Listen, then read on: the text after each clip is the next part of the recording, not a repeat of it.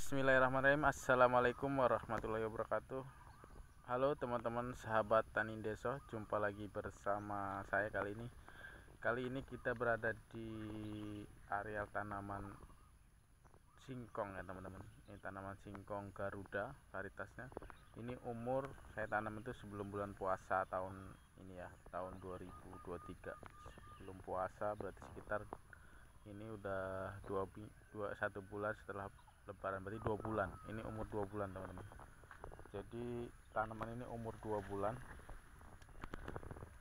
Kali ini kita mau bahas nih teman-teman ya, sedikit tentang tanaman singkong Garuda ya teman-teman. Singkong Garuda ini memang pertumbuhannya sangat cepat ya teman-teman. Di video saya sebelumnya itu sekitar 2 minggu yang lalu saya bikin video, ya lebih kurang 1 minggu lah kayaknya, lebih kurang 1 minggu ya. Itu tanaman masih kecil-kecil banget. Tapi waktu itu setelah dipupuk ya teman-teman, setelah dipupuk 2 minggu dari dipupuk, saya kesini waktu itu seminggu yang lalu lah ya, karena saya mupuknya sebulan setelah tanam. Kebetulan saya mupuknya sebulan setengah tanam, karena ini saya kasih pupuk kandang waktu itu.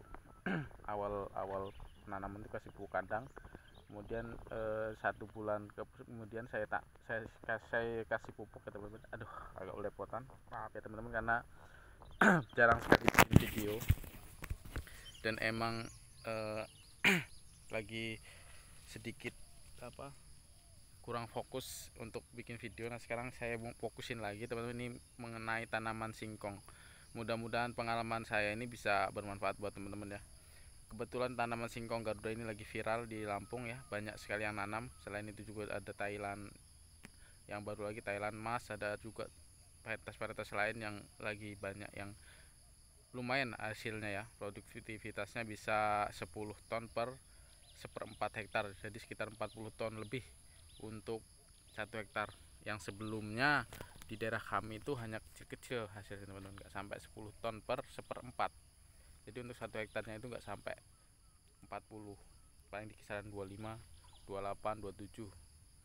Tapi saya termasuk lumayan, waktu itu pernah panen kasesa 35, hampir 30-an, di atas 30 ton per hektar ya, agak lumayan termasuk ya di daerah kami. Nah ini teman-teman, kita lihat ini umur tanaman 2 bulan setelah dipupuk. Rupanya pertumbuhan sangat cepat, bisa mencapai 20 sampai 30 cm dari sebelumnya teman-teman. Seminggu setelahnya ya, ini seminggu setelahnya, 2 minggu setelahnya, sekitar dua kalinya, 2 kali tangan kita. Itu saya pupuk dengan ureanya hanya saya pakai untuk naikin daun aja, itu sekitar 50 kilo untuk setengah hektar. Berarti kalau 1 hektar ya 2 sak, berarti 100 kilo ya. Kemudian saya kasih poskanya agak banyak.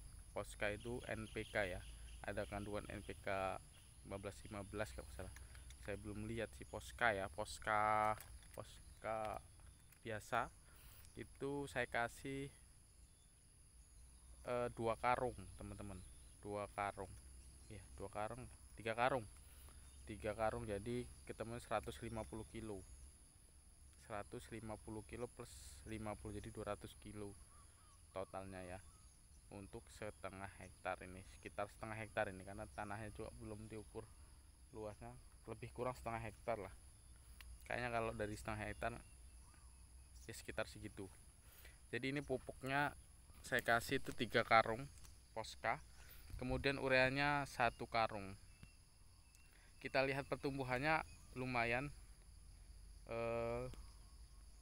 kalau bagus nggak terlalu bagus amat, cuman dalam kategori stabil, pertumbuhan rata teman-teman, pertumbuhan rata. Juga daunnya kelihatan kalau melekuk itu pertumbuhan bagus gitu loh, agak bagus ya. Bisa lebih bagus lagi ini sepertinya tanaman ini kalau dia ditanam di yang pupuk organiknya banyak. Mungkin kalau tahun depan nanam lagi, insya Allah ya, kita tambah coba pupuk kandangnya, mudah-mudahan lebih bagus lagi. Karena emang pupuk kandang itu penting banget rupanya untuk tanaman teman, bukan tanaman singkong aja ya, jagung, padi atau palawija yang lainnya. Jadi pupuk kandang itu penting untuk saat ini, untuk memperbaiki kondisi tanah kita ini. Tanah kita ini lagi kritis banget teman-teman ya. Emang saya juga nggak terlalu tahu ya, cuman kita berbagi informasi. Mudah-mudahan teman juga kalau ada yang tahu, yang lulusannya S2 bisa punya penelitian S1 pertanian, bisa ngasih informasi, boleh komentar di di komentar ya, kasih masukan bagi para petani. Siapa tahu komentar kalian bisa dibaca oleh teman-teman kita petani ya, jadi bermanfaat ilmu kalian yang didapat ketika belajar di kuliahan, atau petani-petani yang punya pengalaman lebih juga boleh komentar teman-teman, dibagikan di deskripsi di komentar, supaya kita semua bisa tahu nih kelemahan kekurangannya apa. Di komentar aja ditulis teman-teman ya.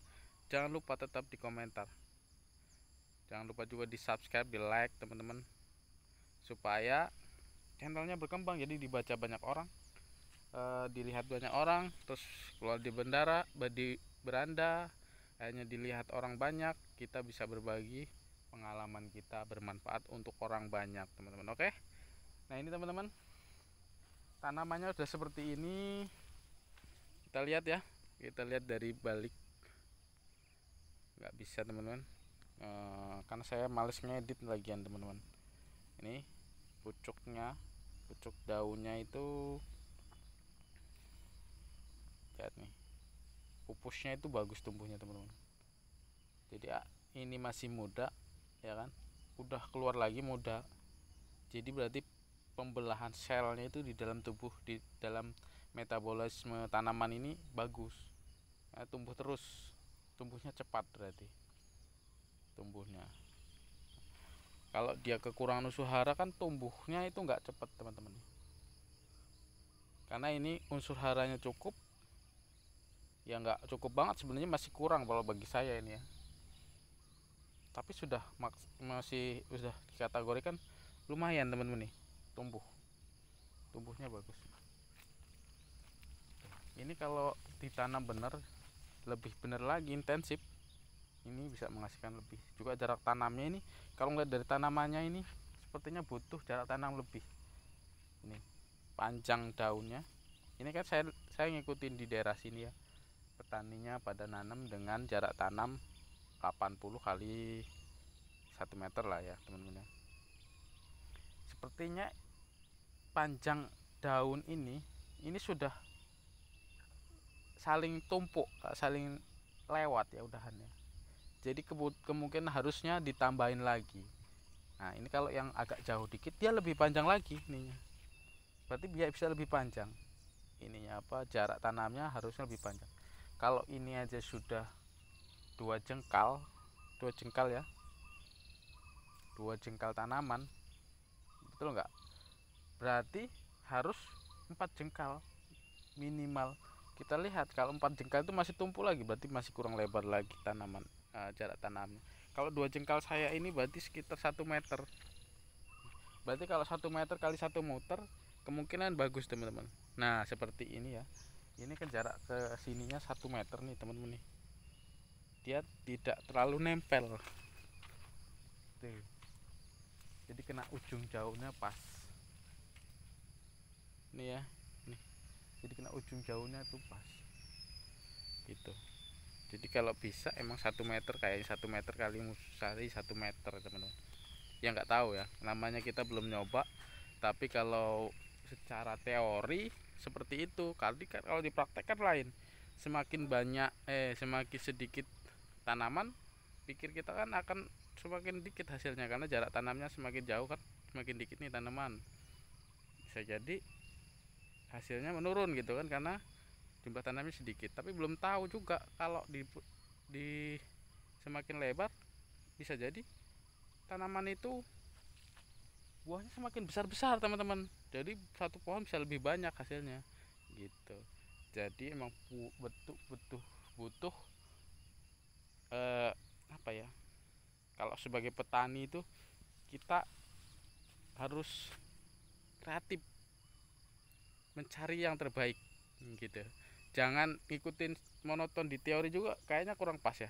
Kita pakai teori juga pakai praktek, karena setiap teori yang kita pakai di daerah tersebut belum tentu cocok. Itulah petani gitu loh. Karena setiap daerah, tipe iklim, tipe lingkungan, tipe tanah, jenis tanah itu berbeda teman-teman. Jadi jangan terpaku juga dengan teori, tapi kita harus punya dasar teori yang tepat supaya apa yang kita lakukan tuh memang punya dasar gitu loh. Gitu teman-teman ya. Jadi mudah-mudahan omongan saya sedikit ini bisa bermanfaat. Intinya dalam bertani kita harus punya dasar teori, sesuaikan dengan lingkungan kita teman-teman, lingkungan daerah areal tanaman kita. Mudah-mudahan informasi ini bermanfaat. Jangan lupa untuk di like, di share, di subscribe agar lebih berkembang. Saya akhiri, assalamualaikum warahmatullahi wabarakatuh.